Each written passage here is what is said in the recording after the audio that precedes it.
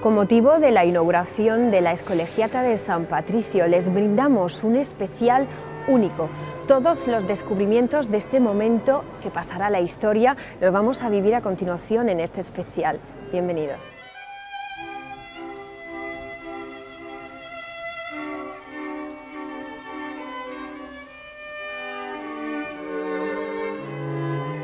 De los edificios monumentales de carácter eclesiástico de Lorca, la Colegiata de San Patricio es el de mayor importancia, interés y significación. Concebida con aires catedralicios, fue erigida como colegial insigne por bula de Clemente VII, de 25 de abril de 1533, y su construcción, iniciada hacia 1536, se prolongaría durante aproximadamente 250 años. Concluyendo con la cubierta del último cuerpo de la torre en 1780, fue declarada Monumento Histórico Artístico por decreto de 27 de enero de 1941.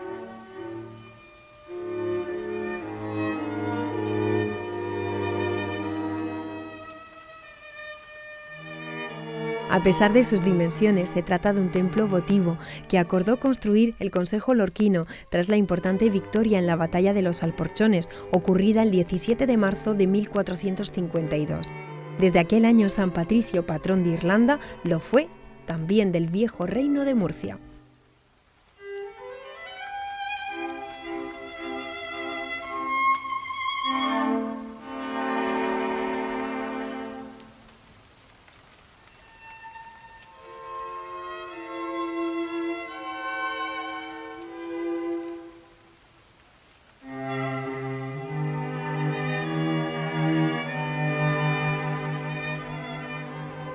Juan de Dios de la Hoz es el arquitecto responsable del momento histórico que estamos a punto de vivir en la ciudad de Lorca. Bienvenido a nuestro especial. Todo el mundo le conoce, pero vamos a hacer un recorrido por su trayectoria antes de llegar hasta aquí. Muchas gracias por la invitación a participar con vosotros en el programa. La verdad es que estamos muy contentos de haber trabajado en la ciudad, en Lorca, en este edificio quizá un poco más, porque es un inmueble fabuloso, fantástico, nos está dando muchísimas alegrías y la verdad es que cada día que pasa estamos más contentos. Y eso que ya son muchos años interviniendo en patrimonio y estamos más acostumbrados a las sorpresas, pero la verdad es que es una alegría poder mostrarlo ya este próximo fin de semana a todos los habitantes de Lorca. ¿Con qué retos fuera de lo habitual os habéis encontrado? Pues es verdad que no es una restauración normal. Lo habitual es entrar a un edificio en el que está en un estado de mejor o peor, pero en este caso, después del terremoto, el edificio estaba realmente dañado. Tenía una gran cantidad de caídas de elementos desde las cubiertas, tenía pérdidas en los suelos, tenía grietas por todas partes, en fin, el estado era mucho peor de lo habitual. Entonces ha habido que conjugar tanto la intervención en el edificio para devolverle este estado que estamos viendo ahora, como la protección del mismo frente a futuros terremotos. Entonces, ese tipo de trabajos que conjugan una parte artística con una parte técnica, con instalaciones, es realmente una tarea laboriosa y que quizás ha sido el reto mayor a la hora de intervenir. En cuanto al plazo, la gente que no está dentro y no sabe lo que está sucediendo, ¿habéis tenido el tiempo suficiente de recrearos, de descubrir, de disfrutar? Yo creo también. Nunca es suficiente, es decir, en estos edificios siempre podríamos mejorar ese punto, podríamos hacer algo mejor en aquella piedra, siempre hay algo que hacer. Lo que es verdad es que hay que acabar, hay un día que hay que acabar y entonces este próximo viernes es la inauguración y a partir de entonces no es que ya hayamos terminado, seguiremos haciendo algunas cosas, fundamentalmente en alguna de las capillas que tienen mucho trabajo, pero el edificio ya estará abierto casi al público, prácticamente dispuesto para su funcionamiento normal. Nos vamos a sorprender todos. Pues sí, hay muchas sorpresas agradables. Esa especie de leyenda negra que hay entre entre los arqueólogos y los arquitectos, entre los restauradores y los arquitectos, aquí no se produce. Es decir, cada vez que aparece algo es una alegría para todos, porque no deja de ser un valor añadido que se le da al edificio. Y entonces en este inmueble han aparecido criptas, han aparecido pinturas, han aparecido imágenes, en fin, constantemente estamos intentando incrementar el documento que es un edificio como este. Es un edificio con más de 400 años que ahora recupera una parte importante que ha estado oculta por diferentes avatares de la historia. Se cambiaba la liturgia, se cambiaban los gustos artísticos, se cambiaba la forma de vida de la gente. Antes se enterraba a las personas dentro de los edificios y ahora no. En fin, todos esos cambios quedan reflejados también en un inmueble de este tamaño y de esta importancia. Y eso es lo que queremos mostrar a todas las personas que vengan a San Patricio. El cambio, la evolución de los modos artísticos, de la forma de celebrar la misa, bueno, en fin, de todo lo que conlleva un edificio de estas características. Bueno, vamos a aprender mucho más de este edificio que no se sabía. Esta parte histórica es muy importante porque va a mejorar también todo lo que tiene que ver con el turismo en nuestra ciudad antes y después de los terremotos.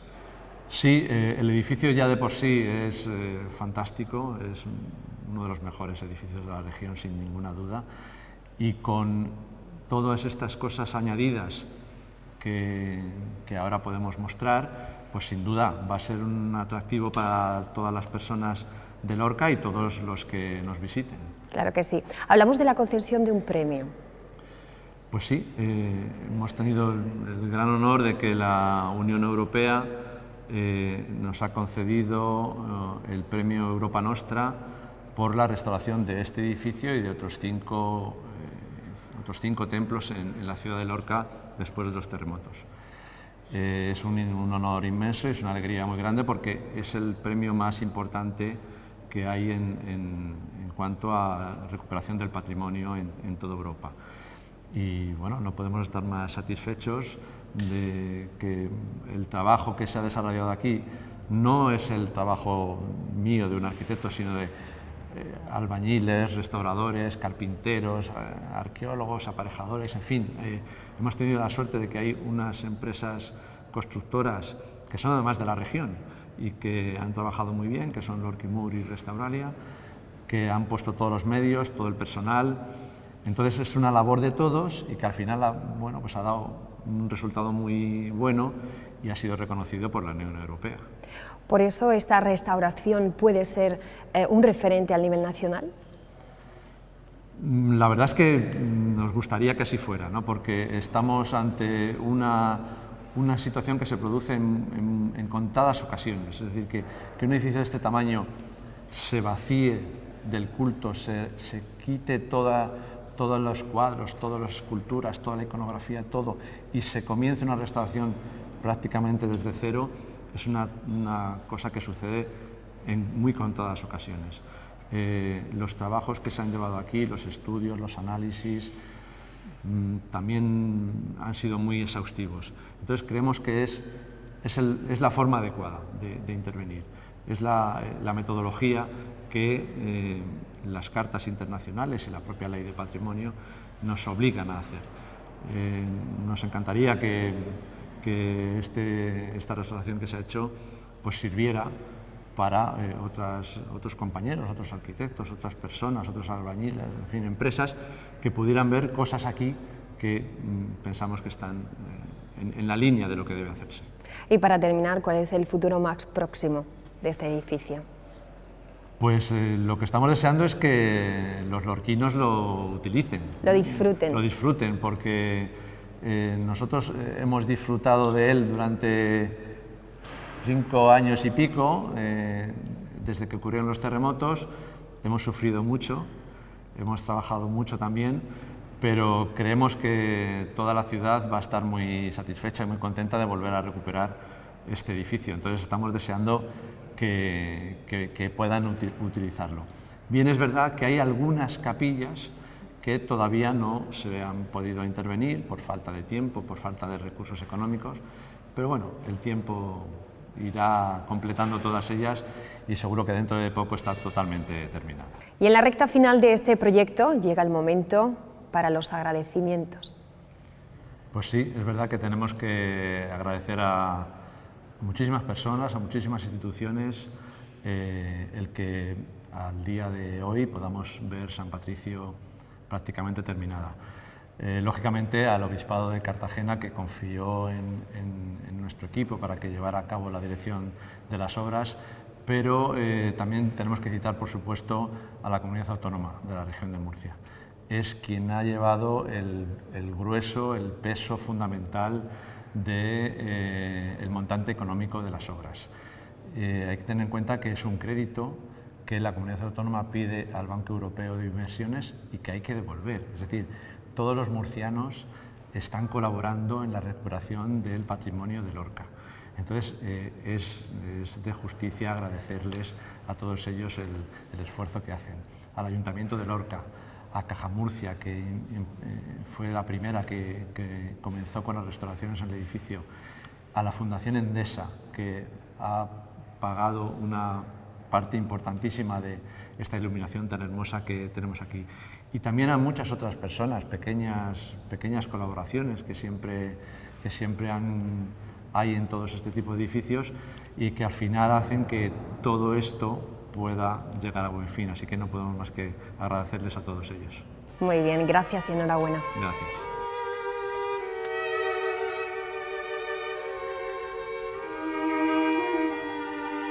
Desde aquel año, San Patricio, patrón de Irlanda, lo fue también del viejo reino de Murcia.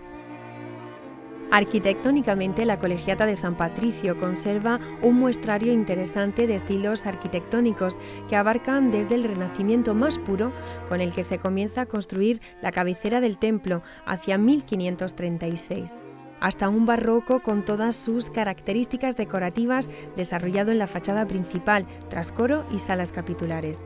La existencia de un plan originario diseñado por el maestro Jerónimo Quijano, seguido por quienes le sucedieron en la dirección de la obra, hizo que el interior conservase una unidad estilística que no se vio afectada por el largo proceso de construcción.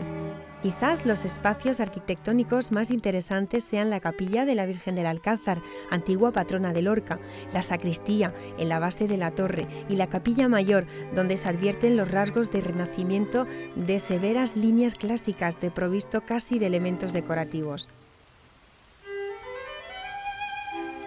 El trascoro, dedicado a la Inmaculada Concepción, muestra un paramento de líneas movidas usuales en el barroco, en cuya realización trabajaron importantes artistas tales como Toribio Martínez de la Vega, Nicolás Sarcillo, Jerónimo Caballero o Laurencio de Villanueva. La gran fachada de poniente, diseñada y dirigida por José Vallés, es sin duda la más interesante y monumental de la región de Murcia, tras la de la catedral. En su labra intervinieron canteros locales y un desconocido escultor francés que realizaría el admirable arco central con motivos pasionarios. Estamos con otra de las personas protagonistas dentro de la evolución de este enorme edificio que va a abrir sus puertas ya. Luis de la Hoz es aparejador, bienvenido a nuestro especial. Queremos saber tantos detalles. Antes de llegar a este edificio, ¿os habéis encontrado con algo semejante? No, de este tamaño y de esta calidad propia del edificio, difícil, muy difícil. Sí. Muy difícil. La trayectoria antes de llegar aquí, cuéntanos un poquito. Pues trabajo en un estudio pequeño de restauración, dedicado prácticamente a hacer patrimonio. Y entonces, bueno, el día del terremoto yo estaba aquí, estaba en Murcia, y fue llegar al estudio y empezaron a sonar los teléfonos, que viniéramos corriendo. Entonces, bueno, en el minuto 1 estábamos aquí y la diócesis pues confió en nuestro estudio para hacer una primera evaluación de los edificios, ver cómo estaban. Lamentablemente hubo que ir cerrando uno a uno y bueno, después de 6 años casi de aquel día, pues hoy nos encontramos con esta joya que se va a abrir para que el público pueda disfrutarla. ¿Qué ha sido lo más complicado de ejecutar? Lo más complicado ha sido el hacer que este edificio se comporte mejor para otros posibles terremotos que pudieran ocurrir. Muy importante. Es un edificio que estaba muy bien construido, estaba bien preparado, funcionó bien con el terremoto porque no hubo ninguna zona que colapsó ni tuvo ningún problema gravísimo tipo Santiago o algunas otras iglesias, pero ha habido que hacerle cosas para que en el futuro, si hubiera otro terremoto, se comportara mejor aún, ¿no? Ha habido que quitar estructuras antiguas, metálicas, quitar el hormigón, bueno, eso ha sido una labor compleja. Entonces, bueno, el edificio hoy está mejor preparado que hace 6 años, por si acaso, Dios no lo quiera, vuelve a ocurrir. Y otro tema complicado ha sido el meter las instalaciones del siglo XXI en una iglesia como esta, ¿no? Eso quería saber, ¿qué materiales se han utilizado? Sí, aquí sobre todo es todo tradicional, está piedra, la cal, la madera, es todo lo que usaban nuestros maestros de siglos atrás, ¿no? Prácticamente no hay metal, no hay hormigón, y los elementos que hemos tenido que incorporar, que son complicados de meter, pues son las instalaciones, la luz, meter algo de climatización. Todo eso es complejo porque no hay sitios, las paredes están con pinturas, entonces bueno, eso es un esfuerzo grande de planificación y de ver cómo llevar la luz el cable de una luz que está en un sitio en el que no hay manera de llegar sin romper nada, ¿no? Eso ha sido lo más complicado. También veo complicado la gestión económica, porque cuando os vais encontrando con tantos problemas desde un principio, con tantos cambios, cosas que vais descubriendo que nadie sabía, para con el mismo dinero hacerlo todo. Es complicado. Lo que hemos intentado hacer aquí es una cosa que hoy día se usa poco, que es el sentido común.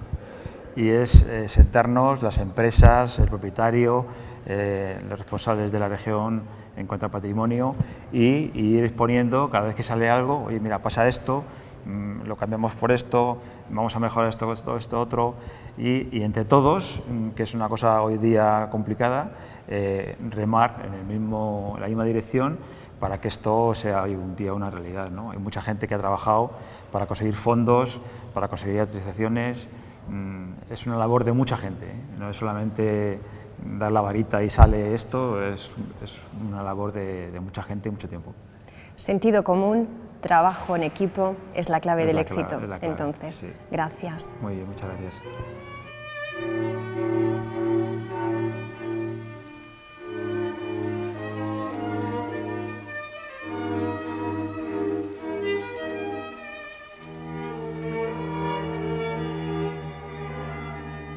El interior de la colegiata albergaba hasta la Guerra Civil una impresionante muestra de objetos artísticos para el culto que se perdieron en los lamentables sucesos de agosto de 1936.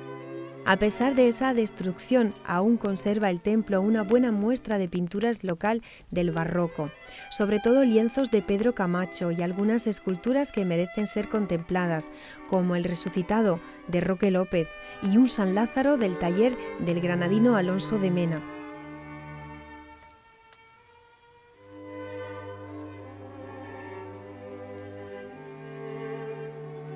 La restauración y renovación de muchas capillas ha dejado la impronta de artistas locales como Muñoz Barberán, Emiliano Rojo o Rodríguez La Rosa.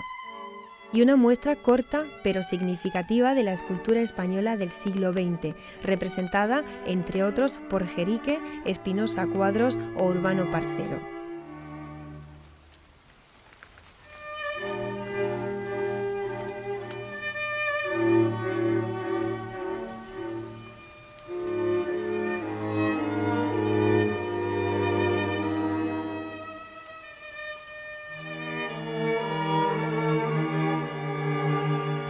Pablo Molina es restaurador y nos va a contar si sabíais que existían estas pinturas.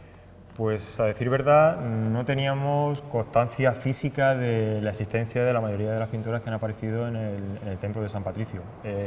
Dentro del proyecto de Juan de Dios de la Hoz había una serie de estudios previos y gracias a esos estudios previos empezamos a vislumbrar y ver que había restos en algunas de las zonas, pero no nos imaginábamos en un principio lo que nos hemos encontrado. O sea, ha sido una sorpresa para todos, la verdad.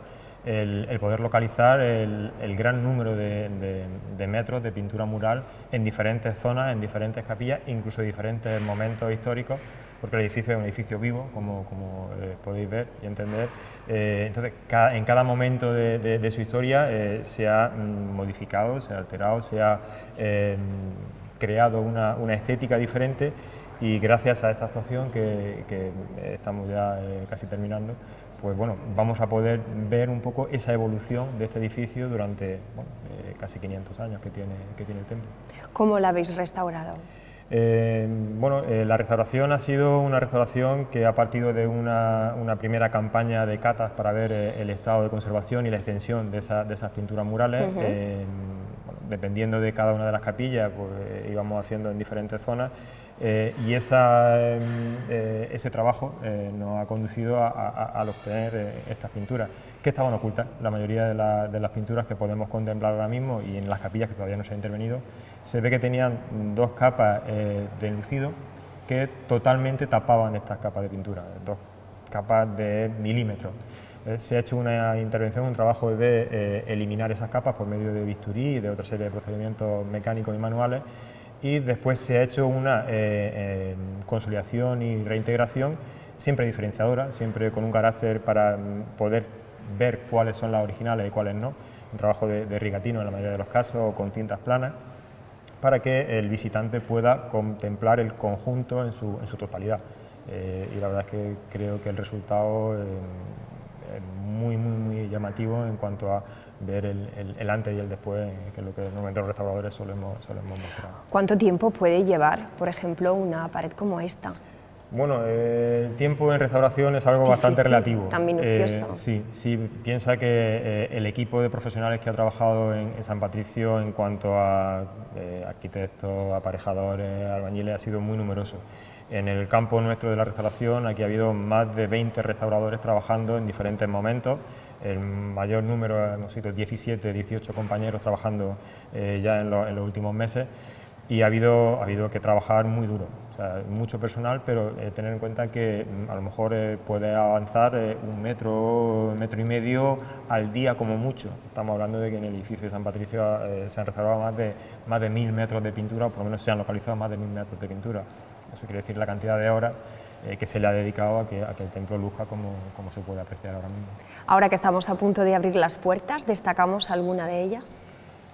Pues a decir verdad sería difícil porque, como te he comentado antes, el edificio nos ha sorprendido en muchos aspectos. Tenemos una evolución desde las primeras pinturas del siglo XVI, algunas de ellas incluso hemos encontrado la datación de esas mismas pinturas, de 1592, algunas del siglo XVIII y el XVII incluso. Sería difícil quedarme con una, porque cada una de ellas tiene su especial interés.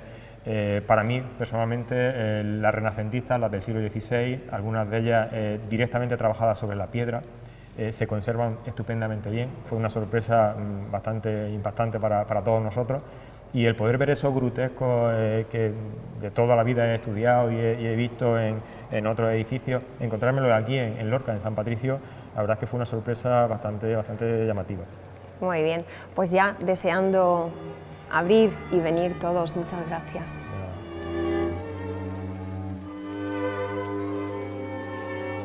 La restauración arquitectónica del templo tras los terremotos de 2011 ha permitido una puesta al día del edificio, recuperando en lo arquitectónico los valores y la presencia perdidos con el paso de los siglos. Además, el valor añadido que le han dado los trabajos arqueológicos realizados durante la obra y la importante restauración de las pinturas murales que se reparten por todo el templo. Nos descubren aspectos ocultos de la propia historia del edificio y la configuración que tuvo el templo en los siglos pasados.